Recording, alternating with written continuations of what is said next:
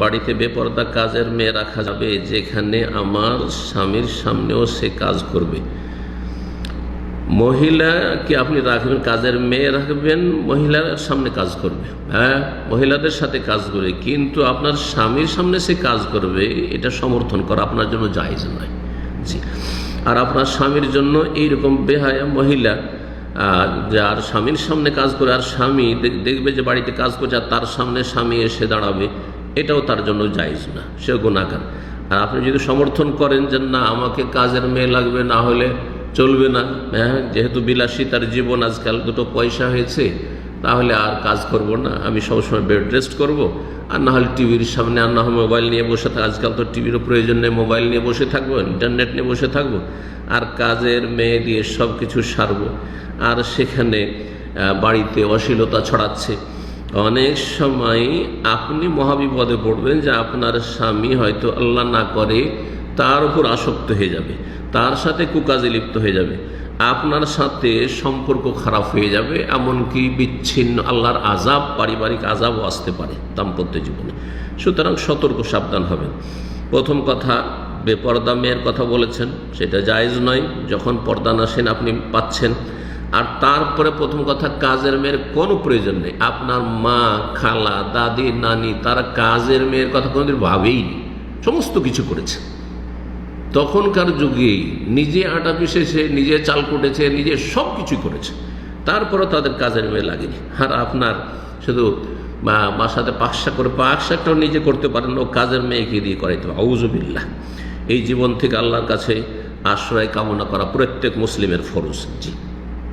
আল্লাহুম্মা ইন্না নাউযু বিকা মিনাল আজাজি ওয়াল কাসাল, অলসতা এবং অপারগতা থেকে রাসূলুল্লাহ সাল্লাল্লাহু আলাইহি ওয়াসাল্লাম আশ্রয় কামনা শিখিয়েছেন। জি। তবে কেউ যদি খুব অসুস্থ হয় আর তার কাজের মেয়ে ছাড়া চলবে না, যথাসাধ্য পর্দানাসীন মেয়ে কাজের জন্য রাখবে, আর তারপরে তাকে বলে দেবে যে তুমি শুধু এমন জায়গায় কাজ করবে যেখানে আমার স্বামী না থাকে বা বেগানা পুরুষ না থাকে, আর তারপরে যখন আমার স্বামী আসবে তখন তুমি বাইরে যাবে না, কিচেনের ভিতরে থাকবে। আর স্বামীকে সেটা স্বামীর ওপর ফরজ, এবং স্বামীকেও জানিয়ে দেওয়া ফরজ যে কাজের মেয়ের সামনে সেও আসবে না, আর সেই মেয়েও আপনার স্বামীর ঘরে যাবে না, অথবা স্বামীর সামনে স্বামী বাইরে ঘোরাঘুরি করছে হলে আর সেখানে কাজের মেয়ে কাজ করছে, এটিও জায়েজ নয়। আমি কি গুনাহগার হব? আপনি যদি সমর্থন করেন তো অবশ্যই গুনাহগার হবেন, আর না হলে বলবেন যে আমার কাজের মেয়ের কোনো প্রয়োজন নেই। জি, এটি করা উচিত যাতে করে আপনার বাড়িতে পাপ আর অশ্লীলতা না ছড়ায়। আল্লাহ রাব্বুল আলামিন কোরআনে কারীমে ইরশাদ করেছেন, ইন্নাল্লাযীনা ইউহিব্বুনা আন তাশিয়াল ফাহিশাতু ফিল্লাযীনা আমানু লাহুম আযাবুন আলীমুন ফিদ দুনিয়া ওয়াল আখিরাহ। যারা পছন্দ করে যে মুসলিম সমাজে, মুসলিম পরিবারে, মুসলিম ঘরে আর মুসলিম দেশে অশ্লীলতা, নোংরামি ছড়িয়ে যাক, বেহায়াপনা আর বেপরদা ছেলে মেয়ে একাকার হয়ে যায়, এইরকমটা যারা পছন্দ করে এবং সাপোর্ট করে, লাহুম আযাবুন আলীম, তাদের জন্য মর্মান্তিক শাস্তি রয়েছে, বেদনাদায়ক শাস্তি রয়েছে দুনিয়াতেও আখিরাতেও।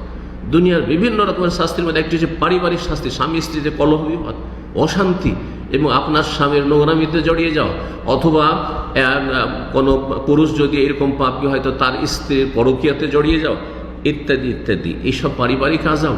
এছাড়া বাপ মায়ের সাথে সম্পর্ক খারাপ, ছেলে মেয়ে খারাপ হয়ে যাওয়া, আর তারপরে সামাজিক আযাব, আর আসমানি জমিনি আযাব, রাষ্ট্রীয় আযাব, নিরাপত্তাহীনতার আযাব, কত রকমের আযাব রয়েছে দুনিয়া এবং আখিরাত। দুনিয়ারই এত আযাব রয়েছে, তো আখিরাতে কত আযাব রয়েছে জাহান্নামের এবং কবরের। আল্লাহ রাব্বুল আলামিন মুসলিমদেরকে বুঝার এবং সংশোধন করার, আল্লাহর আযাব থেকে রক্ষা পাওয়ার তৌফিক দান করেন।